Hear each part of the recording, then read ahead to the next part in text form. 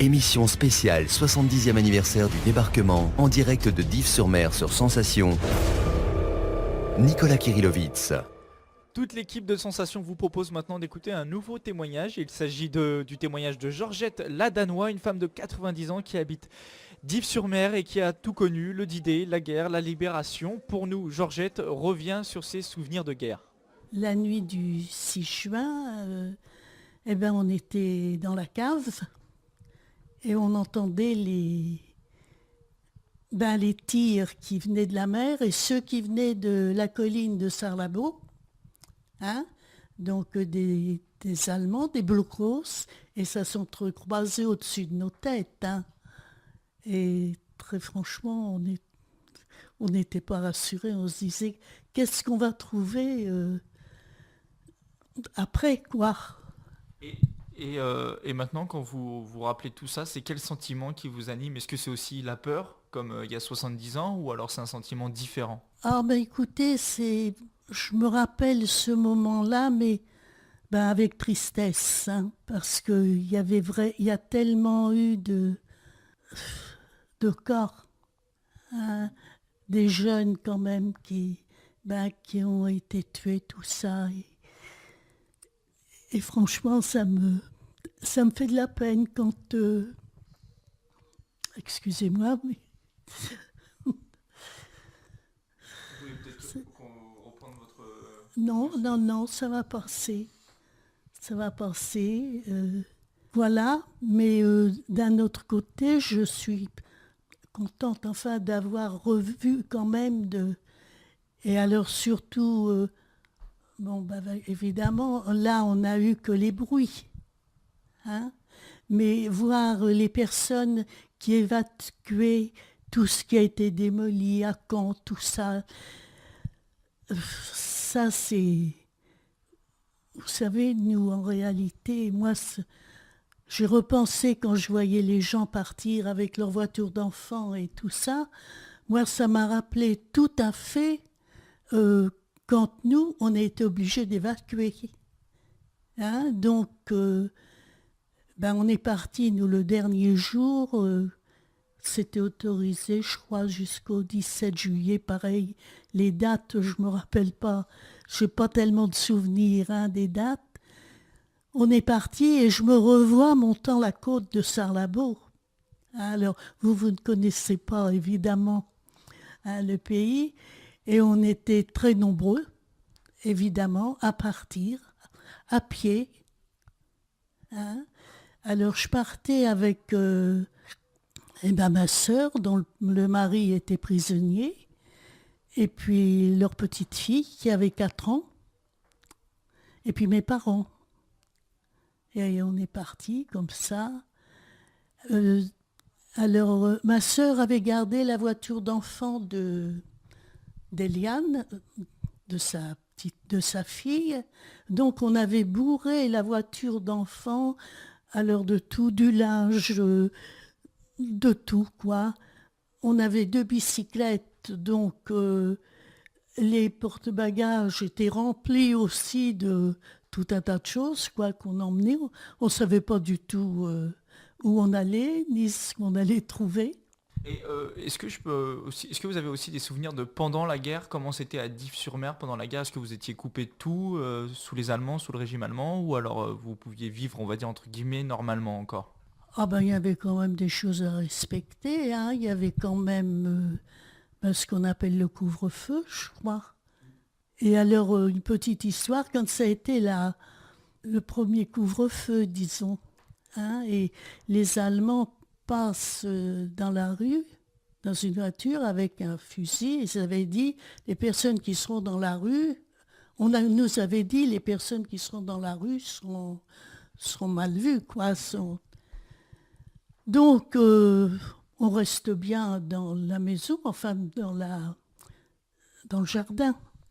J'en avais un voisin qui demeurait au bout de la rue, et il dit, moi, c'est pas un Allemand qui me fera peur.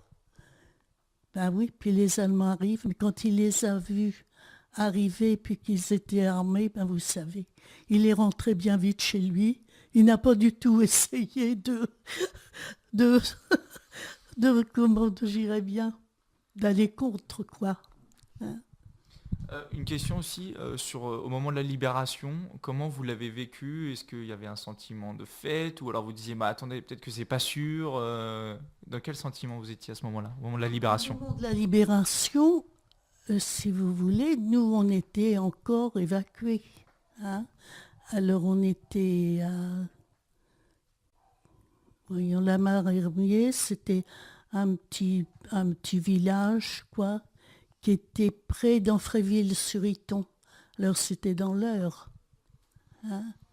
Donc, on a su que notre région était libre. Hein. Alors, on a pu revenir. Hein, mais c'était la joie de revenir. Hein. Et on nous avait dit, parce qu'on dit tellement de choses dans ces moments-là, qu'à Dives, il n'y avait plus rien. Heureusement, malheureusement, il y en a évidemment qui n'ont... La maison c'était bombardée aussi, hein, il n'y a pas de doute. Mais heureusement, on retrouvait quand même, on était chez nous. Une dernière question. Je ne sais pas si vous êtes au courant de l'actualité. Pour les nouvelles générations, eux qui n'ont pas connu la guerre, vous l'avez connu, il y a des tensions, notamment avec la Russie, l'Ukraine. Vous avez peut-être un message à faire passer, dire que tout ça, je ne sais pas.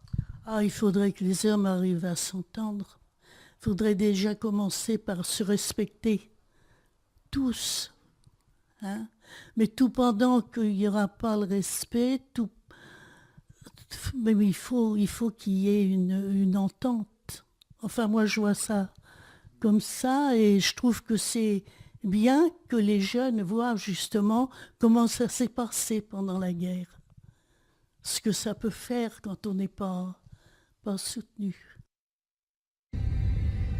Émission spéciale 70e anniversaire du débarquement en direct de Dives-sur-Mer sur Sensation. Dominique Carlier. Il est 18h34 en direct de Dives-sur-Mer donc et de Radio Sensation. .fr. Nous sommes donc avec Dominique. Le 1er août 1944 à 3h du matin, une division française, la première à débarquer sur le sol français depuis le terrible été de 1940 est de retour. Dominique. Oui, tout à fait, et c'est en soi un événement émotionnel très fort. On rappelle que cette division qu'on pourrait appeler Black Blamber fut constituée et entraînée en Afrique du Nord en mai 1943 avec des vétérans, des troupes coloniales du Tchad, des héros de Narvik, de Dieppe, des spahis, des fusiliers marins. Il y avait des communistes, des anciens pétainistes, des Espagnols, des infirmières et des ambulancières françaises qu'on appelle les marinettes et les rochambelles. Les premières heures racontées par Christophe Bayard. Absolument. Alors la deuxième DB rentre en scène, si je puis dire, début août. Alors début août, qu'est-ce qui s'est passé? Eh bien, la percée d'Avranches, de Patton, donc vient d'être réalisée toute fin juillet. Donc Leclerc peut profiter de cette voie vers la Bretagne. Alors ce ne sera pas la Bretagne. D'abord, il y a quelques jours où la deuxième DB est mise en alerte parce que évidemment Hitler a lancé la contre-attaque de Mortain au début du mois d'août. Donc la deuxième DB se trouve là et elle est mise en alerte. Elle ne sera pas engagée puisque la contre-attaque sera un échec. Mais la deuxième DB subira quelques pertes dues à des bombardements aériens dans le secteur du Sud-Manche, dans le secteur de Saint-Jeanne. Ensuite, elle fait un grand contournement par le sud-ouest de la poche allemande. Et elle va donc passer par l'île-et-Vilaine, par la Mayenne, Château-Gontier, elle va arriver dans la Sarthe. Le Mans a été libéré le 9 août 1944. Et bien la deuxième DB de Leclerc est au Mans et les premiers combats vont commencer le lendemain, le 10 août 1944, face à la 7e Panzer, donc dans la Sarthe, dans le Nord-Sarthe. Cette division Leclerc, dans les premières semaines, est loin d'être expérimentée. Ouais, tout à fait, à part ceux qui ont combattu contre Rommel aux côtés de Montgomery, dans cette mini-armée, on retrouve toute la fougue de la jeunesse de la résistance française, mais aussi pas mal d'entre eux pour qui ce fut le baptême du feu. La deuxième DB a été constituée en Afrique du Nord, aux 3/4 par des soldats de l'armée d'Afrique qui n'avaient pas combattu jusqu'en 1943. Les Français libres, ceux du Tchad, eh bien, sont minoritaires. Évidemment, ils ne sont que quelques milliers. Pour Leclerc, il fallait 16 000 hommes pour constituer une division. Donc on a fait appel, évidemment, on a amalgamé l'armée d'Afrique. Alors beaucoup de jeunes soldats eh bien, ont combattu pour la première fois face à l'ennemi, face aux nazis, dans le Nord-Sarthe. Alors 2 premières journées de combat sont harassantes, elles sont vraiment très dures pour la 2e DB qui perd plus de 100 hommes dans ces 2 journées en Sarthe. Malgré tout, Leclerc a un objectif lié au fameux serment de Koufra, je le cite, a posé le drapeau français sur la cathédrale de Strasbourg. Et ça, Dominique, ça passe obligatoirement par la libération de Paris. Ouais, tout un symbole, Nicolas, après avoir été la première division française à libérer une ville française, en l'occurrence Alençon dans l'Orne. Le désir de voir ses troupes entrer en libérateur à Paris était très fort. Il attend l'ordre de marcher sur Paris. Évidemment, il l'attend avec impatience. Les journées passent. Les 18 et 19 août, Leclerc doit envoyer un groupement tactique. Alors, ce sera le groupement tactique Langlade du côté de Chambois pour les dernières opérations de la fermeture de la poche, en flanc garde de la 90e division d'infanterie US. Il envoie le groupement tactique Langlade en disant à Langlade de ne pas s'engager trop parce que, évidemment, il le sait, sa division, elle est faite pour aller de l'avant, elle n'est pas faite pour s'enliser en Normandie. Et donc, il n'a qu'un seul objectif, c'est une mission politique également que tient Leclerc, c'est celle de libérer Paris. Alors, il obtient le 22 au soir l'ordre de, je dirais plutôt l'autorisation de partir sur Paris. Il a visité Bradley la veille, effectivement, et il revient le 22 au soir dans son PC avec le grand sourire. Et il dit évidemment, mouvement immédiat sur Paris, le 23 au matin, toute la division quitte la Normandie, direction la région parisienne, direction le sud de Paris. Hein, l'entrée dans Paris va se faire par le sud. Et là, évidemment, on connaît la suite avec ce moment exceptionnel des 24 et 25 août, donc la libération de Paris. Ensuite, ce fut les Vosges et la percée vers l'Allemagne et le nid d'aigle d'Hitler. Merci Dominique. Je crois d'ailleurs qu'on va retrouver demain Christophe Bayard. Ouais, tout à fait, on parlera d'un événement qui a lieu tous les étés dans l'Orne au mois d'août et qui s'appelle bien sûr la route Leclerc.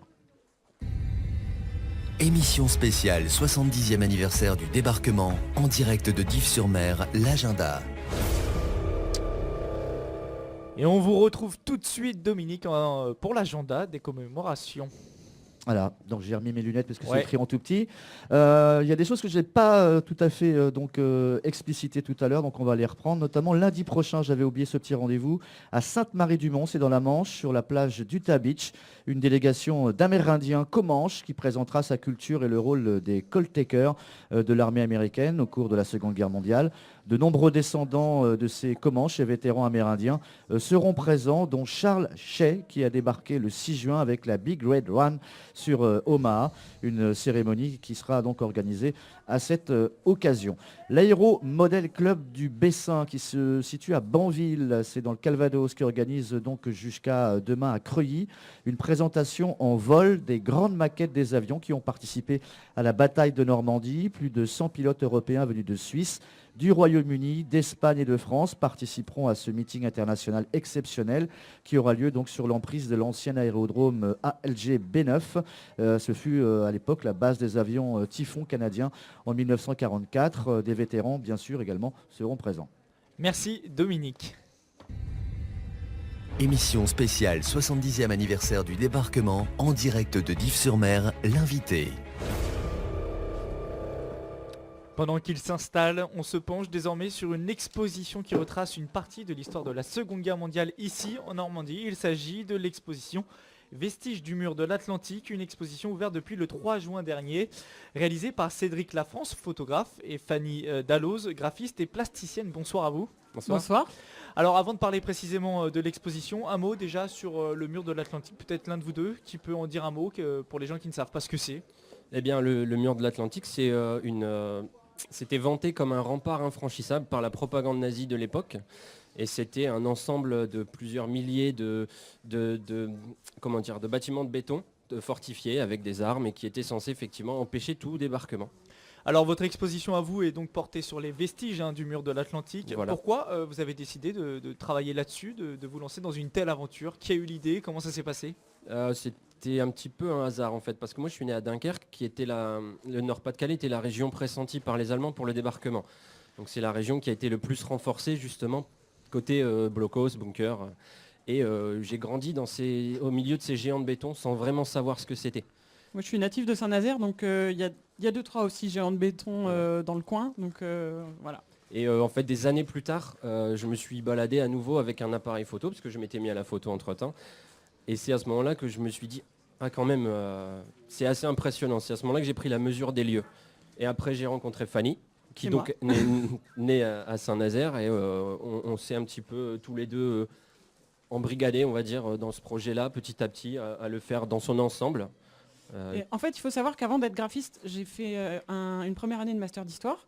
Donc, en discutant à deux de ces photos, de ce que ça représentait, de ce que ça représentait pour nous petits à l'époque et de ce que ça peut représenter maintenant, notamment pour justement des événements comme le 70e anniversaire, on s'est dit, il y a quelque chose de très visuel, de très intense. Et notre but, c'est vraiment de montrer l'espoir. Qui, malgré tout ce qui a pu se passer, toutes les horreurs qui ont pu avoir lieu, la vie reprend ses droits. Donc vraiment, ouais, aujourd'hui, on montre ce qu'il est devenu aujourd'hui, c'est-à-dire comment l'environnement a continué à évoluer au milieu de ces géants de béton. Par exemple, on trouve aujourd'hui des postes de secours dans des bunkers. Ouais, c'est ce que j'allais vous dire, ouais. Voilà, et donc c'est une belle victoire de l'ironie du sort, parce qu'au départ, c'était des lieux conçus pour donner la mort, et maintenant, ils abritent des gens qui sauvent des vies. C'est vraiment ça qu'on veut montrer. Alors historiquement, le mur va du nord de la Norvège jusqu'à la frontière franco-espagnole. Voilà. Ça veut dire que vous avez été jusqu'au nord de la Norvège pour l'exposition? Pas encore. encore. En fait, ça fait 4 ans qu'on a commencé réellement. Donc là, on a fait une petite digression aux Pays-Bas, une petite digression au nord des Pays Basques. Et sinon, on a vraiment fait toutes les côtes, limite en cabotage, de la frontière franco-belge jusqu'à l'île de Ré. Et la semaine prochaine, on fait les Anglo-Normandes, Voilà. c'est tout ce qui on nous profite manquait. de cette exposition à Dives pour faire une petite halte et aller sur les Anglo-Normandes. Ouais. Alors votre exposition, ce n'est pas que des photos, je crois savoir. Exactement. Donc en fait, là, c'est la 4e exposition que nous faisons. On en a une également à la Coupole à Saint-Omer, exactement dans le même état d'esprit pour le 70e anniversaire. Et donc, on a à la fois des photos et des photos peintures. C'est-à-dire que les photos que Cédric prend peuvent parfois se suffire à elles-mêmes. Le problème n'est pas là. En revanche, elles sont toutes collées sur toile. Et quand le sujet s'y prête, quand on peut amener quelque chose d'autre, donner un autre sens, moi je viens peindre autour, parfois dessus. Parfois dessus, ouais. Ça arrive. Pas de problème entre vous, j'espère. Hein. Non, en général, quand elle s'en occupe, elle me dit tu t'en vas s'il te plaît, tu reviens quand c'est terminé et on en parle après. Mais elle veut pas que je sois là pendant qu'elle le fait. Parce que sinon c'est... Mais pourquoi est-ce que tu fais ça? Et pourquoi est-ce que ça, c'est pas ça? Et voilà, donc c'est pas possible. Pour revenir sur le mur précisément, vous en parliez un peu tout à l'heure, on y trouve maintenant des postes de secours, mais autre chose, par exemple des animaux qui sont protégés ou alors des musées? Si Des je dis pas de musées, bêtises. des chauves-souris qui sont également des espèces protégées. Et Cédric a eu la chance au mois d'avril 2012 de rencontrer le Gramassa, qui est une association de conservation... De préservation du littoral. De la faune et de la flore du faune et de littoral. flore, ouais. Et en fait, avec l'avancée de la mer qui en C'est 70 ans s'est avancée de 150 mètres, si je ne dis pas de bêtises, il y a certains bunkers qui maintenant sont tout le temps immergés c'est au niveau de la dune du Pilat. au niveau de la dune du Pilat. Et donc, ils ont découvert une nouvelle espèce de ver sous-marin. Quand j'y suis allé, ils étaient en train de faire le dossier qui permettait de faire reconnaître cette nouvelle espèce à partir duquel tout un écosystème apparaît. Puisque s'il y a un nouveau ver, c'est un nouveau maillon de la chaîne alimentaire. Donc, il y a les poissons qui viennent... et voilà, ils étaient en train de faire ce dossier-là parce qu'il y a une nouvelle espèce qui est apparue. Merci Fanny Dalloz et Cédric Lafrance. Merci à vous. Merci à Je rappelle que vos peintures, dessins et photographies sur les vestiges du mur de l'Atlantique sont actuellement exposées à l'Office du tourisme de Dives-sur-Mer et ce jusqu'au 14 juin.